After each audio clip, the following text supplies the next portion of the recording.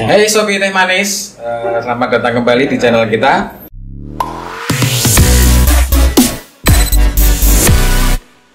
Oke, hari ini kita kedatangan tamu, ada namanya Mas Windiarto ya. Salah satu owner atau pengembang SIM RS Kanza.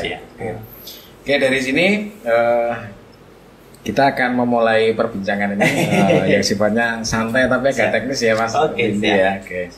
Oke, jadi dari perbincangan yang awal di video awal kita sudah bahas tentang perjuangan sampean tentang lika-liku hidup ya. Sampai apa tadi? Jaga warnet dan sebagainya ya, luar biasa alhamdulillah. Dan sekarang kita akan mencoba untuk mengulik seberapa besar sih perubahan-perubahan di dalam penggunaan aplikasi. Oke, yang pertama saya melihat dari aplikasi yang dengan kembangan ini katanya berbasis open source. Gimana Mas open source? Maksudnya gimana? Open source itu artinya kan sumber terbuka ya, sumber terbuka, source-nya kita buka. Kebetulan saya upload di GitHub. Nah, GitHub terus teman-teman yang mau mengembangkan itu bisa langsung download di sana, di-download, dimodifikasi, dikembangkan ulang. Nah, tapi syarat dari saya itu tidak boleh diperjualbelikan kembali. Jadi ketika mau pakai ya pakai saja, mau mengembangkan silahkan kembangkan, tapi nggak boleh dijual kembali. Nggak boleh dijual kembali. Nah gitu. Kalau mamanya kita bisa kontrolnya itu tidak dijual kembali gimana Mas? Kalau karena kan kekuatan open source itu adalah dari sisi publisitasnya ya. Jadi semakin orang banyak mengenal, semakin orang tahu bahwa aplikasi ini free dan open source. Dulu pernah ada orang yang download aplikasi saya kemudian dijual itu sampai 300 juta.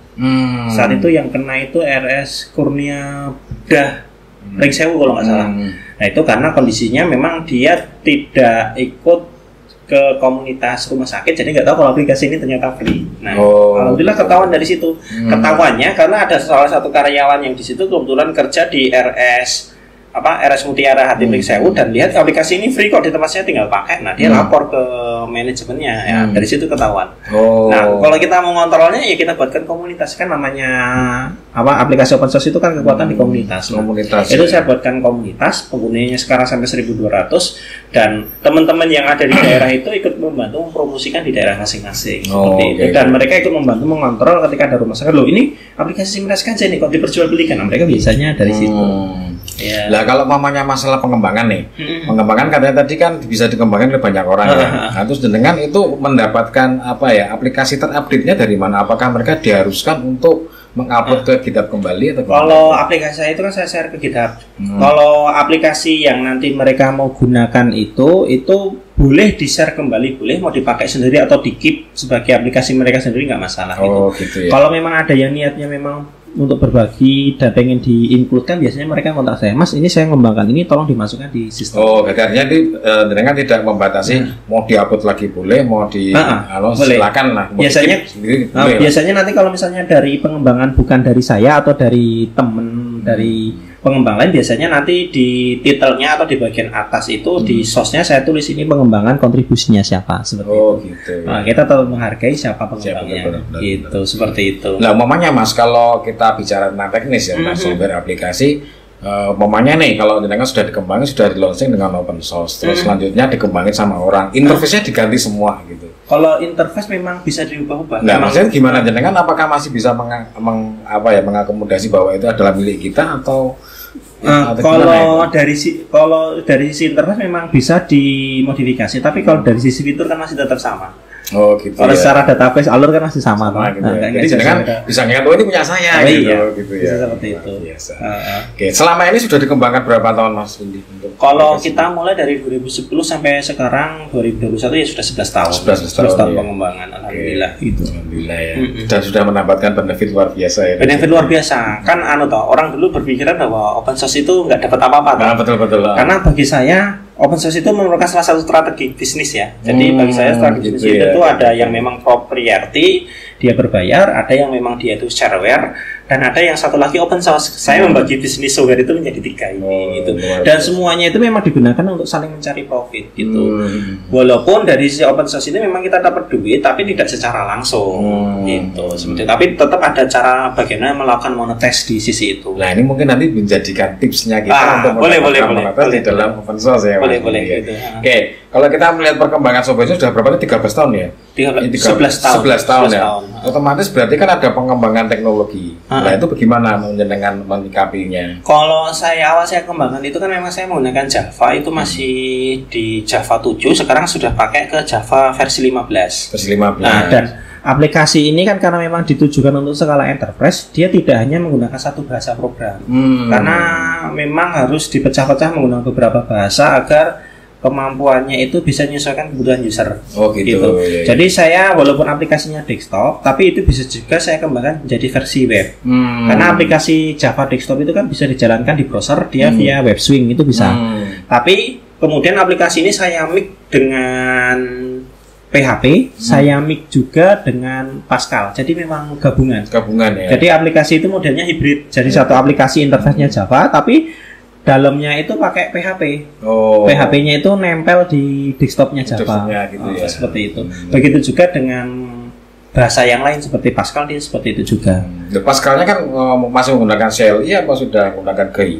Pascalnya menggunakan GUI. GUI ya. Nah, tadi untuk dipanggil ke aplikasinya ya nanti via execute. Kayak eksekusi gitu ya. Jadi tinggal dipanggil saja. Jadi memang saling melengkapi gitu.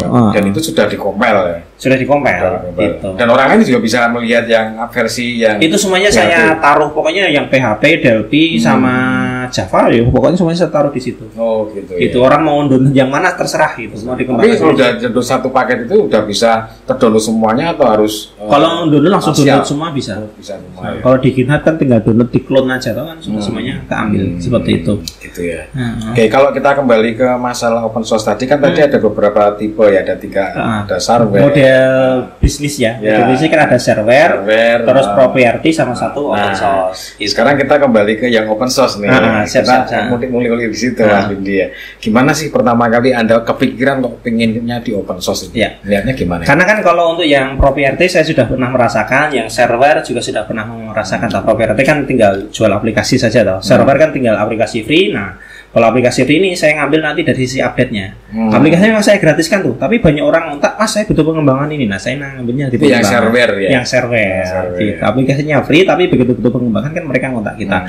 Nah, saya nyoba ke open source ya. Saat itu ke open source ya kita bismillah aja, insya Allah saya sudah paham konsep bisnisnya. Saya share itu jadi aplikasi open source. Open source itu kalau kita jualan properti itu kan kita langsung dengan end user ya, pengguna langsung ya. Ini saya jual nih 1,5 juta, 2 juta, 5 juta, 10 juta. Nah, itu mereka beli langsung dipakai. Tapi kalau kita ke bisnis open source itu kita tidak menerjetkan end user sebagai sumber pemasukan kita. Kita bisa mencari pemasukan dari yang di luar ini tadi. Nah, seperti itu. Iya. Nah, bagaimana caranya? Kalau aplikasi open source itu karena targetnya itu kan untuk aplikasi yang memang dikembangkan tidak mungkin diselesaikan sendiri. Jadi saya harus buka source-nya, orang bisa berkontribusi, kemudian banyak yang memakai, aplikasi bisa berkembang besar. Nah, aplikasi Meres Kanja ini sudah saya kembangkan selama 10 tahun dan baru terselesaikan 50% dari target pengembangan. Artinya entah saya nggak tahu akankah selesai 10 tahun lagi, saya juga nggak tahu. Gitu karena ya, memang berkembang terus ya. Karena memang berkembang terus dan memang yang mau dikembangkan sangat banyak sekali dan memang nggak mungkin kalau saya close source-nya. Nah, dengan yang seperti ini aplikasi bisa berkembang, terus kita ngambil untungnya monetisnya dari mana? Ya dari banyak hal. Karena aplikasi ini sudah terlanjur besar, tidak bisa dihandle orang sendiri. Mau nggak mau, kadang itu user pasti butuh jasa konsultasi kita. Nah, kita bisa ngambilnya dari situ. Nah, dari jasa konsultasi kita pasti dapat. Terus aplikasi yang sudah sebesar ini, aplikasi dengan model si Meres Kanja ini untuk yang fiturnya mungkin masih di bawahnya si Meres Kanja, itu saya lihat di pasaran harganya bisa sampai 4 miliar, 1 miliar, 2 miliar. Sementara aplikasi si Meres Kanja ini kan free. Nah, kan mereka pasti berpikir, dari saya beli 1 miliar, lebih baik saya pakai ini. Saya bisa donasi semampu saya. Nah, dari donasi itu kita bisa dapat banyak. Gitu. Nah, saya pernah dapat donasi itu laptop MacBook Pro harga 40 juta. Luar biasa. Nah, ini dari RS Holistik Purwakarta Pak. Dia beli software 800 juta, tidak jalan. Akhirnya kebetulan salah satu orang rekam medisnya lihat postingan saya di Facebook, diminta bantu, saya bantu tuh. Nah, sudah jalan 1 tahun 2 tahun, saya diminta datang ke sana, Mas bantulah ke sini Mas untuk update. Loh, bukannya sudah bisa Pak, kan karena saya tahu IT-nya kan pintar loh, sudah saya ajari. Ternyata datang itu cuma dikasih laptop itu harga 40 juta, MacBook Pro ini. Padahal saya sebelumnya mikir saya pengen beli laptop baru biar pengembangan lebih enak. Baru mikir seperti itu sudah dikasih laptop 40 juta itu. Berarti nganu ya, ibaratnya tunggu tutup. Itu dikasih 40 juta, uang pulangnya masih dikasih uang 1,5 juta itu. Luar biasa sekali kan? Dan itu luar dugaan ya. Di luar dugaan. Nah, dan memang fasilitas donasi itu tidak harus dalam bentuk nominal uang. Nah, saya dapat HP ini iPhone ya, ini iPhone 11 ini. Kalau beli harga 15 juta. 15 juta. Dibelikan juga ini. Saya dapat jam tangan nih, harga 8 juta ya ini. Ini dibelikan juga nih sama teman rumah sakit. Ceritanya pada mau membelikan saya MacBook Pro karena saya sudah punya, saya pengen yang lain aja gitu ya. Akhirnya dibelikan ini. iPhone 11 ini. Kalau kita lihat dari situnya, apakah mereka memiliki kewajiban tertentu atau memang kesadaran sendiri, Mas? Kesadaran mereka aja. Kalau mereka mau donasi ya donasi tentang mereka. Iya. Saya tuh punya mobil Chevrolet Spin itu hasil dari donasi teman-teman rumah sakit. Iya. Dalam waktu 2 bulan atau 3 bulan saya lupa ingat itu terkumpul sekitar 110 juta. 110 juta. Karena saya berpikir saya pengen mobil ke rumah sakit biar lebih mudah. Saya pengen punya kendaraan gitu kan. Nah, dapat donasi itu sampai 110 juta saat itu. Beli mobil second Chevrolet Spin itu. Oh gitu ya. Iya. Luar biasa. Enggak. Sekarang sampai saat ini pengembangan ini apakah sudah ada yang ngembangin lebih jauh dari tempat jenengan? Kalau untuk mengembangkan relatif kebutuhan rumah sakit itu sama aja ya. Mungkin ada yang mengembangkan lebih, mungkin ada. Tapi dari fitur yang kita kembangkan, kalau mereka mengembangkan sendiri kan kita perkembangannya cepat. Saya itu update bisa 1 hari 2 kali 3 kali kan tergantung request toh. Begitu saya kembangkan saya rilis, begitu kembangkan saya rilis. Kalau mereka mengembangkan versi mereka, biasanya ada fitur dari kita yang terbaru yang nggak masuk di mereka. Sebenarnya sama aja. Oh iya. Sekarang yang kontribusi untuk pengembangan itu udah banyak apa? Sekarang sudah lumayan banyak. Karena kan sudah request gitu ya. Karena kan sudah 10 tahun terus kemudian ada yang tadinya dokter kita ajari pelan-pelan, akhirnya lama-kelamaan dia bisa bantu mendevelop. Nah itu ada yang seperti itu. Ada yang tadinya cuma perawat atau orang farmasi, dia belajar ikut ngoding, akhirnya bisa bantu mengembangkan. Itu banyak juga seperti itu. Gitu. Nah, tadi dari sisi monetes ya. Tadi dari sisi donasi banyak. Artinya itu kita untung-untungan ya Mas ya. Sangat untung. Artinya gini, ketika jenengan membuat sebuah software itu open source, berarti kan kita mendapatkan monetes itu karena faktor orang lain yang mungkin mereka simpati terhadap kita. Mereka simpati kepada kita. Artinya kita tidak bisa menuntut mereka bahwa harus setor ke sini. Ya. Artinya jenengan berarti ketika melontarkan software itu, berarti niatnya sudahnya sudah beda. Kita memang niatnya biar membantu orang mau belajar dari sisi pengembangan troubleshooting yang kita ajari gitu. Kalau saya dari donasi aja bisa dapat minimal 10 juta per bulan itu. Per bulan ya. Dari donasi saja, donasi rumah sakit yang memang dia itu konsisten, artinya donasi tetap nih. Saya dapat sekitar 10 juta. Artinya saya berdiam diri aja dapat segitu gitu. Itu belum orang yang memang ketika dia memakai dia merasa wah ini bagus nih. Saya beli di pasaran bisa 1 miliar nih, yaudah saya transfer aja Mas berapa gitu. Ada yang seperti itu ada gitu. Mama sekarang kita punya sebuah rumah sakit itu infrastruktur yang digunakan untuk itu kira-kira butuh apa aja? Kalau kita yang penting ada jaringan, ada server. Ada server. Untuk jaringannya, kalau kita rekomendasinya menggunakan Cat6 yang kecepatan 1000. Ya, okay. Karena kan untuk narik datanya kan, soalnya klien di rumah sakit itu bisa sampai 100-200 klien loh. Nah kita butuh yang power di kecepatan jaringannya tinggi. Terus untuk server, karena kita memang kembangkan aplikasi itu untuk jalan di mesin-mesin yang dia itu mesin-mesin kecil. Jalan di Raspberry, terus apa itu di STB Indigo itu bisa jalan. Tinggal kita install aja OS-nya jadi Linux, itu bisa kita jalankan di sana. Jadi untuk OS-nya, untuk hardware-nya tidak terlalu harus di hardware tinggi. Untuk servernya pun kita rekomendasi kalau memang mau benar-benar server pun bisa pakai Dell URU 4000. Dell T40 itu yang harga 9 juta 10 juta itu sudah lumayan cukup itu. Nah, kita bisa jamin karena memang sudah kita tes sampai 200-300% masih berani. Masih Untuk kuat. rumah sakit tipe C, tipe B dia masih berani. Artinya itu dia bisa terkoneksi untuk beberapa rumah sakit atau hanya satu lokasi saja? Kalau kebetulan karena rumah sakit ini kan datanya confident ya, artinya tidak boleh dipublikasi, ya mau nggak mau server harus di rumah sakit. Oh, rumah sakit. Kalau kita nggak berani menyediakan server cloud, walaupun saya sendiri punya server cloud, tapi tidak kita share untuk mereka. Kalaupun teman-teman rumah sakit mau pakai, itu kan memang kita ada biaya langganan, itu pun servernya langsung cuma buat naruh file, tapi database langsung nembak ke server rumah sakitnya. Kita nggak berani ngambil Nggak berani, ya. data. Walaupun menggunakan teknologi katakanlah VPN atau apa gitu? Kalau ya teknologinya kan dari server kita ke servernya rumah sakit kan pakai VPN, tapi kan database tetap di rumah sakit sendiri. Gitu ya. Kita nggak berani nyimpen data mereka. Data gitu ya. Urusannya panjang kalau sudah pakai itu. Gitu ya. Gitu. Terus untuk teknologi kenapa tadi basisnya desktop ya Mas? Tidak menggunakan web ketika pertama kali dengan web itu. Karena yang seperti yang saya sampaikan tadi memang digunakan untuk mesin-mesin kecil, gitu. Mesin-mesin kecil, terus jaringan juga nggak terlalu butuh banyak. Ketika saya menggunakan web, saya berarti harus memikirkan infrastruktur dari sisi server. Kalau saya cuma pakai server 10 juta nggak akan kuat, karena kan dia selain digunakan untuk database, berarti digunakan juga untuk webnya. Pakai apa aja, atau Nging atau yang lain itu kan butuh kerja sendiri kan. Berarti 2 kali kerja toh, kerja proses sama kerja database. Nah, setelah itu untuk di jaringannya, kalau saya menggunakan desktop, aplikasi kan sudah saya taruh di klien nih. Ketika dia menarik data dari klien ke server, ini kan cuma ditarik query-nya saja toh. Query. Nah, ibaratnya kalau saya narik data pasien paling kebutuhannya misalnya 100.000 data paling cuma 2 mega karena kan cuma dari protokol query-nya aja toh. Tapi kalau saya menggunakan web, berarti saya harus memikirkan dari sisi jaringannya. Ini selain 2 mega yang ditarik dari sisi query, ini juga harus ditarik juga dari sisi HTML yang nanti ditarik diterjemahkan oleh browser. Nah, ini ada IMAX, ada CSS, ada HTML. Nah, sekali narik data bisa saja 10 mega ini. Satu komputer.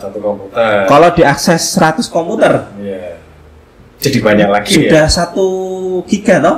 Berarti jaringan Catna sudah penuh itu. Nah, berarti ya dari sisi infrastruktur itu. Karena itu alasannya memilih desktop ya. Betul. Karena kalau ketika seperti itu, kalau saya menggunakan beberapa komputer yang memang saat itu kerja bareng, kadang nanti ada waktu tunggu nih. Ini buka browser ini, begitu selesai ini baru yang ini ikut loading. Nah, akhirnya ada waktu tunggu delay seperti itu. Nah, saya mengakali dari sisi yang penting bisa servernya biaya rendah, kliennya juga biaya rendah, ya saya pikirnya desktop gitu. Tapi aplikasi ini walaupun desktop dia bisa dijalankan via browser. Menggunakan WebSync. Menggunakan WebSync. Jadi kalau memang ada yang merasa saya pengen web aja, ya sudah jalankan aja via WebSync. Nanti dari klien diakses via browser. Tapi ya resiko dari sisi jaringan tadi lebih penuh ya. Gitu. Sekali lagi untuk yang desktop tadi ya, itu kan kalau kesulitan desktop itu kan setiap aplikasi yang menggunakan itu harus ada proses instalasi. Proses instalasi. Gimana ya bentuknya? Kalau untuk proses instalasi seperti itu sebenarnya banyak teknologi pengganti ya. Teknologi pengganti itu seperti ini. Kalau teman-teman biasanya pakai Google Drive ya, diinstal di satu tempat, yang penting sudah sama-sama diinstal Drive-nya, kan tinggal dari situ di launching aplikasinya aja toh. Gitu ya. Kalau mau yang lokal ya pakainya bisa Nextcloud. Nextcloud-nya diinstal di server, di klien tinggal sinkron aja. Jadi yang di-replace di server, di klien otomatis semuanya berubah. Otomatis dia ada notifikasi untuk berubah gitu ya. Langsung berubah saja nanti. Bisa via Nextcloud. Atau kalau misalnya mau yang untuk sekalian mantau, bisa pakai LAN Manager, bisa pakai NetOP juga bisa, kan tinggal langsung di send replace saja kan lebih mudah itu. Jadi jenengan tinggal aplikasinya, isinya jenengan tipa gitu ya. Tipa aja, nanti yang lain semuanya sudah berubah seperti itu. Kalau menggunakan database Mas, ini rata-rata satu server ya. Satu server. Ada nggak yang model untuk keamanan data seperti redundan gitu? Kalau replika mungkin ya. Kalau untuk server rumah sakit memang standarnya itu harus ada 3 server. Server utama, server backup, sama satunya server cloud. Server utama itu nanti dengan server yang kedua biasanya teman-teman rumah sakit mengakalinya dengan replikasi. Jadi selisihnya kan paling 1 detik ya. Nah 1 detik. Tapi replikasi nanti ada resiko kadang ada data yang tak terkirim atau gagal. Nanti biasanya kita buat di server yang kedua ini jam 1 malam dia mendownload database-nya secara penuh kemudian di restore. Untuk mengakali data-data yang tidak sampai ini, baru kemudian dia nanti lanjut ke proses selanjutnya seperti itu. Nah, setiap hari seperti itu terus. Nah, dari yang ke server 2 yang backup ini nanti dia sekalian langsung backupnya dikirim langsung biasanya ke Dropbox atau ke Google Drive. Jadi untuk yang cloud kita langsung ke Google. Jadi otomatis gitu ya. Otomatis karena kan ada resiko ketika ini gempa bumi, dua-duanya ini kena. Tapi kita masih punya server online yang selisihnya kan paling 1 hari itu kan masih bisa kita restore. Kita biasanya untuk keamanan seperti itu. Terus kemudian dari sisi aplikasi kan untuk dari sisi database-nya pasti kita buatkan password dan lain sebagainya ya. Dari sisi jaringan juga. Dari sisi file-filenya untuk koneksi ke database semuanya kita enkripsi. Jadi kita tidak ada plain text untuk connect ke database itu. Settingan localhost atau IP itu kelihatan itu kita nggak ada. Semuanya memang kita enkripsi. Itu semua ya. Walaupun tadi Anda sudah mengatakan bahwa itu servernya sebenarnya confidence atau lokalan ya. Tetap harus menggunakan enkripsi. Tetap harus enkripsi. Gitu. Oke Mas, kalau mamanya untuk mengembangkan ini sebagai seorang awam nih, mungkin nanti butuhnya apa saja sih ketika ingin membuat aplikasi, mengembangkan dari aplikasinya sampai. Kalau aplikasi di Simeres Kanja itu editornya kita menggunakan NetBeans, jadi teman-teman download nanti source-nya tinggal di clone, nanti langsung dibuka saja bisa itu. Gitu. Paling nanti linknya bisa dilihat dari share ya. Diketik aja nanti di Google Simeres Kanja, nanti langsung masuk di GitHub-nya Simeres Kanja. Langsung ya. Jadi nanti kalau pengen download bisa lihat di link bawah ini, atau nanti ketik aja di Google Drive, di Google Chrome ya, atau Google search engine, nanti tinggal SimRS Kanja. Gitu. Oke, apalagi ya Mas yang perlu disampaikan ya dari sisi apalagi kira-kira? Tadi kan monetes kan baru sampai ke donasi ya. Donasi ya. Nah, sebenarnya kalau untuk nyari dari sisi open source itu banyak. Salah satunya memang donasi. Terus kemudian karena aplikasi ini banyak pengguna, terus banyak pengguna ini sifatnya dia itu memang militan. Gimana tuh maksudnya militan? Militan itu artinya kan ketika dia sudah pakai aplikasi dan merasa cocok pasti akan dibela mati-matian. Nah, termasuk ketika kita melakukan produk-produk, misalnya kita bikin jaket nih, kita bikin topi atau yang lain, pasti mereka beli kok. Nah, kita pendapatan salah satunya dari situ. Jadi kayak semacam merchandise banyak juga kita bikin merchandise itu kita dapat hasil dari situ. Terus kemudian workshop itu kadang 1 tahun 2 kali 3 kali. 2-3 kali. Nah, dengan biaya 3,5 juta di hotel bintang 4, bintang 5 itu kita bikin workshop. Nah, walaupun secara biaya itu sangat murah, 3 hari 2 malam loh, 3 hari 2 malam di hotel bintang 4, bintang 5 dengan 3,5 juta. Tapi ternyata dari sisanya itu kita masih dapat untung banyak gitu Pak. Kita bisa dari biaya mantuk materi dan lain-lain, pemateri dan lain-lain itu kadang masih ada sisa sampai 100-an juta itu sekali bikin workshop. Gitu ya. Workshop itu tadi ketika Anda bikin itu peminatnya juga banyak Mas? Banyak, kadang yang datang itu sampai 250.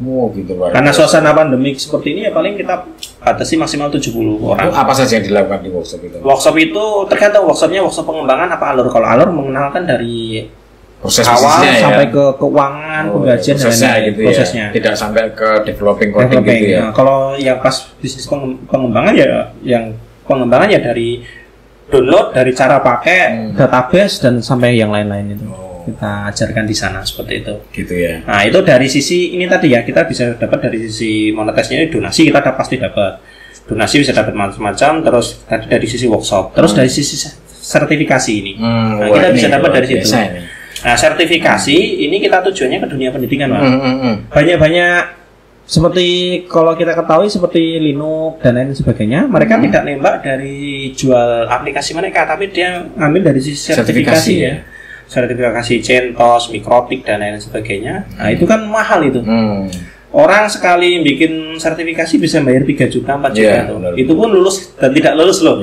Nah, ketika dia misalnya kita kerjasama dengan satu perguruan tinggi nih, dia punya 100 mahasiswa kesehatan loh, karena kan saya di kesehatan loh. Ada 1.000 mahasiswa nih. Nah, kalau 500-nya mau ambil sertifikasi saja 5.000 dikali 3 juta lah.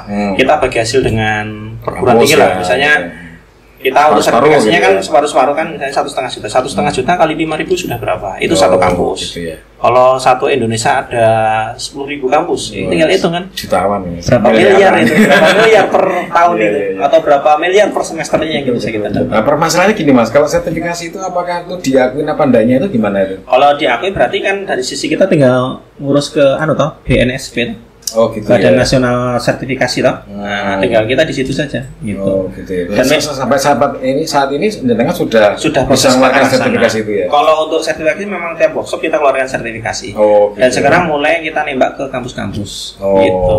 Sekarang itu materi SimRS Kanja itu dipakai di banyak kampus. Jadi begitu mereka lulus sudah dipastikan bahwa mereka bisa SimRS Kanja. Biasanya tiap rumah sakit ketika dia mau terima karyawan, biasanya ada tambahan menguasai seminar ganja lebih diutamakan. Itu kan sudah gitu banyak ya. yang seperti itu. Sudah ada rule-nya harus menampilkan seminar ganja gitu. Sekarang untuk hak patennya nih, untuk sertifikasi tadi kan berarti ada payung hukumnya atau mungkin ada logonya RS ganja gitu. Iya, pasti kalau sertifikasi yang mengeluarkan kan tetap kita dari pihak yayasan toh. Jadi sekarang udah ada yayasannya di. Kalau kita memang sudah ada yayasan, sudah lama ini dari tahun 2017 kalau nggak salah. Berarti sudah dihukumkan ya? Sudah, kita sudah punya haki, sudah punya yayasan. Ketika kita bikin workshop, biasanya kita selalu pakai nama yayasan. Yayasan Seminar Ganja Indonesia atau YASGI. Webnya bisa dibuka di yaski.org.id di situ. Oke.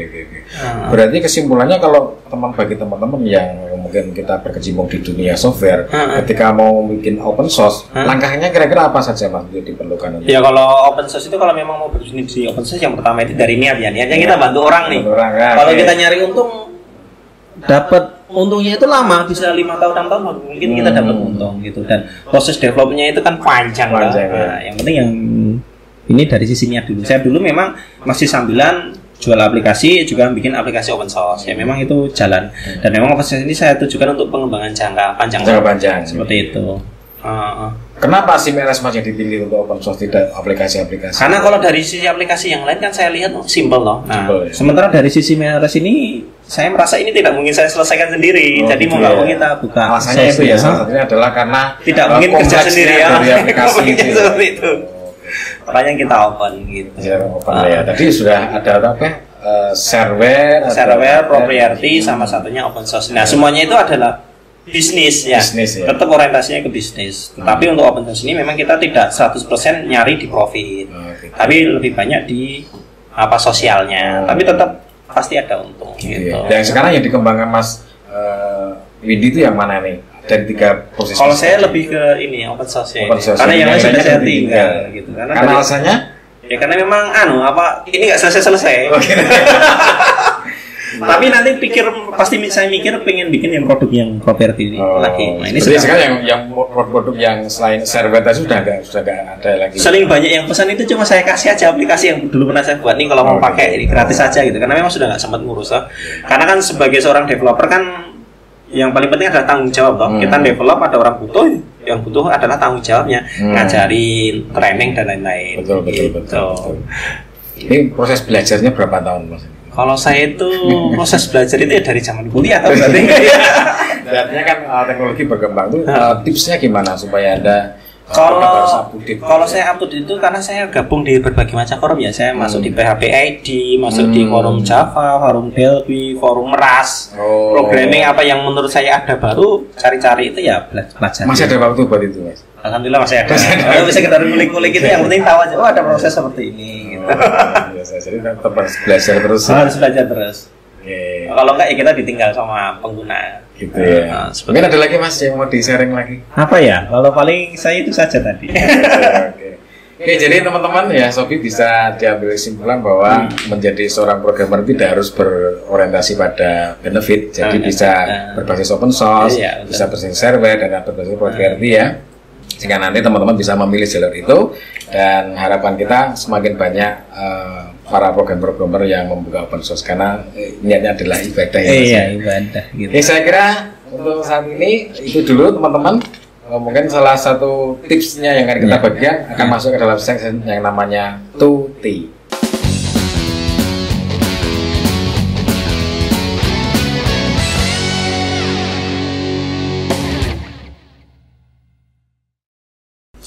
Selamat siang Sobi Teh Manis. Nah, ini di sesi kedua saya diminta untuk memberikan tips dan triknya. Nah, untuk trik di dunia open source ini yang pertama bahwa ketika teman-teman mau mulai, yang pasti ketika teman-teman kuliah dulu biasa belajar tentang penelitian ya.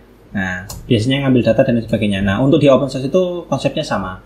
Kita cari tempat yang memang dia butuh jasa kita. Itu tidak harus berbayar, karena kita tujuannya ke open source, kita bantu saja. Nah, ketika ada satu tempat bisnis yang dia menggunakan produk kita sampaikan bahwa ini free, nanti kita kembangkan. Nah, ketika mereka menggunakan, itu biasanya ketika mereka merasa cocok, pasti direkomendasikan ke tempat lain, seperti itu.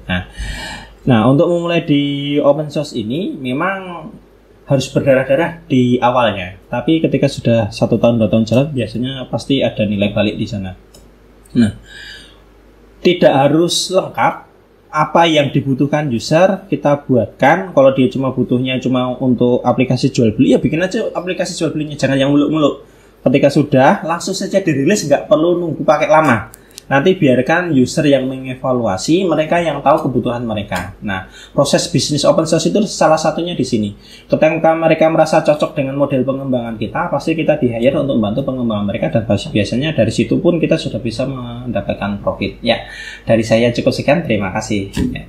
Oke teman-teman Sobi Teh Manis, alhamdulillah sampai di penghujung acara, dan saya ucapkan terima kasih pada Mas Windiarto. Ya, moga-moga makin sukses, makin jaya, dan tak lupa selalu bersyukur ya Mas ya. Oke, bagi teman-teman yang belum subscribe, like, dan komen, silakan subscribe, like, dan komennya, dan bisa berikan tema-tema yang luar biasa di kolom komentar, dan akan kami carikan nanti untuk segmen-segmen selanjutnya. Terima kasih.